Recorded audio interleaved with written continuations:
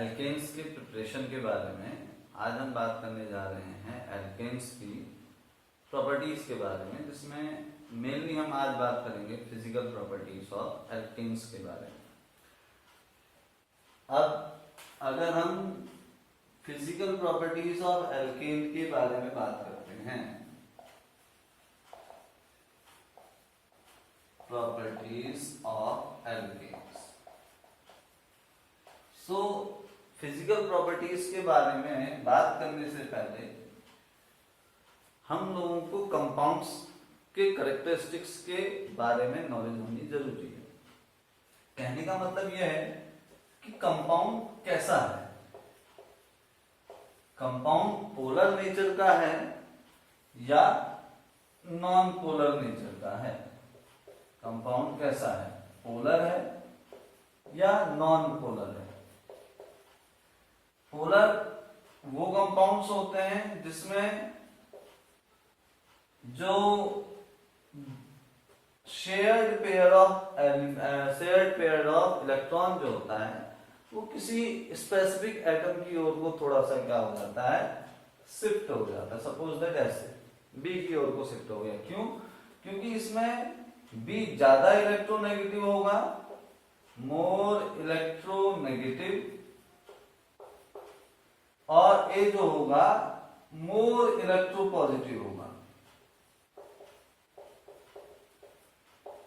तो इनके इलेक्ट्रोनेगेटिविटी में डिफरेंस के कारण ये जो shared pair of electron B के पास चले गया, जिसके कारण बी पर थोड़ा सा नेगेटिव चार्ज आ जाता है, स्लाइटली नेगेटिव चार्ज, और ए पर स्लाइटली पॉजिटिव चार्ज जनरेट हो जाता है। जिन कंपाउंड्स में एटम्स के ऊपर पॉजिटिव और नेगेटिव चार्ज प्रेजेंट रहता है, फ्रैक्शनल पॉजिटिव और नेगेटिव चार्ज, उनको हम पोलर कंपाउंड्स कहते हैं। जबकि नॉन पोलर वो कंपाउंड्स होते हैं जिनमें दो एटम्स लगभग बराबर इलेक्ट्रोनेगेटिविटी के, मेनली क्या होता है, जैसे ए और ए दोनों सेम एटम है तो दोनों की इलेक्ट्रोनेगेटिविटी क्या होगी, सेम होगी। और जब दोनों की इलेक्ट्रोनेगेटिविटी सेम है तो शेयर्ड पेयर ऑफ इलेक्ट्रॉन क्या होगा, सेंटर पर ही एग्जिस्ट करेगा। और इस तरीके के कंपाउंड्स क्या कहलाते हैं, नॉन पोलर कहलाते हैं। सो जो ये पोलर कंपाउंड्स होते हैं इनकी खासियत यह है कि इनकी जो फिजिकल स्टेट होती है वो सिर्फ लिक्विड और सॉलिड हो सकती है, वो गैसेस स्टेट में एग्जिस्ट नहीं करते हैं। ऑर्गेनिक केमिस्ट्री के केस में लिक्विड होगी या कैसी होगी, सॉलिड होगी। जबकि जो नॉन पोलर होते हैं उनकी जो फिजिकल स्टेट होती है वो सॉलिड भी हो सकते हैं, वो लिक्विड भी हो सकते हैं, और वो कैसे हो सकते हैं, गैसेस स्टेट में भी एग्जिस्ट कर सकते हैं। इसी तरीके से इनके जो मेल्टिंग और बॉइलिंग पॉइंट होते हैं, क्यों यहां पर क्या होगा, देखो मेल्टिंग और बॉइलिंग पॉइंट, जैसे ए पॉजिटिव है बी नेगेटिव है, एक मॉलिक्यूल ये है दूसरा मॉलिक्यूल ये पॉजिटिव और एक बी नेगेटिव ये है, तो ऐसे ही ए पॉजिटिव और बी नेगेटिव यहां पर भी है। तो होगा क्या, इसका नेगेटिव इसके पॉजिटिव को अट्रैक्ट करेगा, इसका नेगेटिव इसके पॉजिटिव को अट्रैक्ट करेगा, ये अपने से आगे वाले को, ये अपने से पीछे वाले को अट्रैक्ट करेंगे। तो क्या होगा, मॉलिक्यूल्स, एक मॉलिक्यूल दूसरे मॉलिक्यूल के थ्रू इस बॉन्डिंग से जुड़ा हुआ है, पोलर बॉन्ड से जुड़ा हुआ है। तो जिसके कारण क्या हो जाते हैं, ये स्ट्रॉन्ग फोर्स ऑफ अट्रैक्शन होता है, strong force of attraction, strong force of attraction होने के कारण इनके जो मेल्टिंग और बॉइलिंग पॉइंट है वो क्या हो जाते हैं, हाई हो जाते हैं। जबकि इनके जो मेल्टिंग और बॉइलिंग पॉइंट होंगे वो कैसे होंगे, लो। क्यों?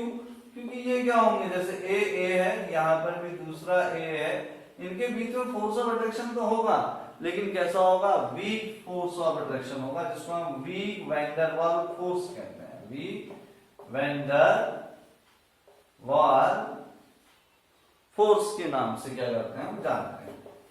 तो इसका मतलब ये हो गया कि इनके जो मेल्टिंग और बॉइलिंग पॉइंट्स हैं वो कैसे हैं, लो है, इनके नॉन पोलर्स। तीसरी बात करते हैं हम प्रॉपर्टी में पहली फिजिकल प्रॉपर्टी देखो, हम इनमें भी फिजिकल प्रॉपर्टी का डिस्कशन करेंगे तो फिजिकल स्टेट देखेंगे, फिर मेल्टिंग और बॉइलिंग पॉइंट देखेंगे, फिर हम किस चीज के बारे में बात करेंगे, इनकी सॉल्युबिलिटी के बारे में बात करते हैं। तो सेम थिंग अब हम बात करते हैं सॉल्युबिलिटी के कारण, सॉल्युबिलिटी के बारे में। तो ये सॉल्युबिलिटी क्या इफेक्ट पड़ता है पोलर और नॉन पोलर होने पर। तो देखिए एक चीज याद रखिए, एक स्टेटमेंट है, वो स्टेटमेंट क्या है, like dissolve in like solvent कहता है, ठीक है। उसको मैं लिख देता हूं कहीं पर, इधर ही लिख देते हैं, देखिए like dissolve in like solvent, जो जैसा होगा वो उसी सॉल्वेंट में क्या होगा, डिसॉल्व होगा। इसका मतलब अगर कोई पोलर सॉल्यूट है तो जब हम उसको ऐड करते हैं किसी पोलर सॉल्वेंट में तो इजीली क्या हो जाएगा, वो उसमें सॉल्युबल हो जाएगा। और इसी तरीके से जब हम किसी नॉन पोलर सॉल्यूट को किसी नॉन पोलर सॉल्वेंट में डिसॉल्व करेंगे तो वो भी क्या हो जाएगा, सॉल्युबल हो जाएगा। वो भी क्या हो जाएगा, उस कंडीशन पे सॉल्युबल हो जाएगा कहता है। नेक्स्ट थिंग, इसी तरीके से क्या होता है, जब हम पोलर सॉल्यूट को नॉन पोलर सॉल्वेंट में डिसॉल्व करना चाहेंगे तो उसमें इनसॉल्युबल होगा, वो उसमें नहीं घुल पाएगा। जबकि ऐसे ही यहां पर नॉन पोलर सॉल्यूट को जब हम पोलर सॉल्वेंट में ऐड करेंगे तो वो क्या हो जाएगा, हमारे पास सॉल्युबल होगा, इनसॉल्युबल होगा, वो भी इनसॉल्युबल रिजल्ट आएगा। तो ये हमारे पास क्या थी, नेचर है पोलर और नॉन पोलर कंपाउंड्स के, उनकी फिजिकल प्रॉपर्टीज को डिस्क्राइब करने के लिए। तो एल्केन्स, पहले तो हमको ये समझना है कि एल्केन्स क्या है, पोलर है या नॉन पोलर है। अगर वो पोलर है तो इधर वाले कैरेक्टरिस्टिक शो करेगा, उनकी फिजिकल प्रॉपर्टीज में उनके मेल्टिंग और बॉइलिंग पॉइंट्स हाई होंगे। उनके मेल्टिंग और बॉइलिंग पॉइंट्स हाई होने के साथ साथ क्या होगा, उनकी फिजिकल स्टेट सिर्फ और सिर्फ कैसी होगी, या तो वो लिक्विड स्टेट में एग्जिस्ट करेंगे या कौन सी स्टेट में एग्जिस्ट करेंगे, गैसेस स्टेट में एग्जिस्ट करेंगे। तीसरी बात, उनकी जो सॉल्युबिलिटी होगी वो पोलर सॉल्वेंट में ज्यादा होगी और नॉन पोलर सॉल्वेंट में क्या हो जाएगी, कम हो जाएगी। इसी तरीके से non polar solute, non polar compounds में इसके जस्ट अपोजिट कैरेक्टरिस्टिक्स होते हैं। अब जो एल्केन है, एल्केन जो होते हैं ये नॉन पोलर होते हैं। सबसे पहली बात, अगर ये नॉन पोलर है तो हम इसकी सबसे पहले बात करते हैं किसके बारे में, फिजिकल स्टेट के बारे में। तो इनकी जो फिजिकल स्टेट होती हैं वो कैसी होती हैं, क्योंकि ये नॉन पोलर है तो इसका मतलब वो सॉलिड भी होगा, वो लिक्विड भी होगा और वो कैसा होगा, गैसेस स्टेट में भी एग्जिस्ट करेगा। तो ये सॉलिड भी होते हैं, लिक्विड भी होते हैं और क्या होते हैं, गैसेस स्टेट पर भी क्या करते हैं, एग्जिस्ट करते हैं। तो कब सॉलिड होंगे, कब कब लिक्विड होंगे, कब कब क्या होंगे, गैसेस स्टेट में एग्जिस्ट करेंगे। तो इसमें क्या होता है, C1 से लेकर के C4 तक के जो कंपाउंड्स होते हैं, जैसे कि मीथेन से लेकर के ब्यूटेन तक के जो कंपाउंड्स होते हैं, ये क्या होंगे, गैसेस स्टेट में एग्जिस्ट करते हैं। दूसरी बात, C5 से लेकर के C17 तक के जो कंपाउंड्स होते हैं ये किस स्टेट में एग्जिस्ट करेंगे, ये लिक्विड स्टेट में एग्जिस्ट करेंगे। और C18 से लेकर के C हायर तक, नॉट C हायर तक, ये किस स्टेट में एग्जिस्ट करेंगे, सॉलिड स्टेट में एग्जिस्ट करेंगे। ठीक है। नेक्स्ट थिंग के बारे में अगर बात करते हैं, नेक्स्ट थिंग आती है इस चीज के बारे में, सॉल्युबिलिटी के बारे में। पहले हम सॉल्युबिलिटी देख लेते हैं, फिर उसके बाद हम बात करेंगे किस चीज के बारे में, मेल्टिंग और बॉइलिंग पॉइंट्स के बारे में, क्योंकि वो थोड़ा सा टॉपिक ब्रीफ है। तो यहाँ पे हमारे पास के बाद आती है सॉल्युबिलिटी। अगर हम सॉल्युबिलिटी के बारे में बात करते हैं तो क्योंकि ये नॉन पोलर है, तो नॉन पोलर है तो नॉन पोलर पोलर सॉल्वेंट में क्या होगा, इनसॉल्युबल होगा। अब ये पोलर सॉल्वेंट होते क्या है, तो पोलर सॉल्वेंट का जो एग्जांपल होता है वो होता है वाटर। वाटर खुद में क्या होता है, पोलर होता है। कैसे होता है, जरा यहां देखिए, वाटर है HOH, इसमें O इलेक्ट्रोनेगेटिव होता है, तो shared pair of electron O की ओर को शिफ्ट हो जाते हैं, तो O पर थोड़ा सा नेगेटिव चार्ज आ जाता है और H पर क्या आ जाएगा, पॉजिटिव चार्ज आ जाएगा। तो इसी तरीके से क्या है, इस पे क्योंकि चार्जेस जनरेट हो रहे हैं, फ्रैक्शनल चार्ज जनरेट हो रहे हैं, तो इसका मतलब क्या होगा, अभी हमने बात करी कि जिन पर फ्रैक्शनल चार्ज जनरेट होते हैं वो कैसे होते हैं, वो पोलर नेचर के होते हैं। तो इसका मतलब वाटर भी कैसा है, पोलर है।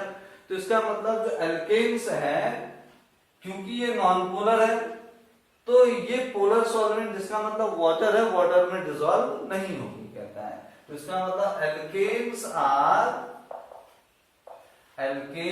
Are insoluble in water. Alkanes कैसे होते हैं, वाटर में इनसॉल्युबल होते हैं।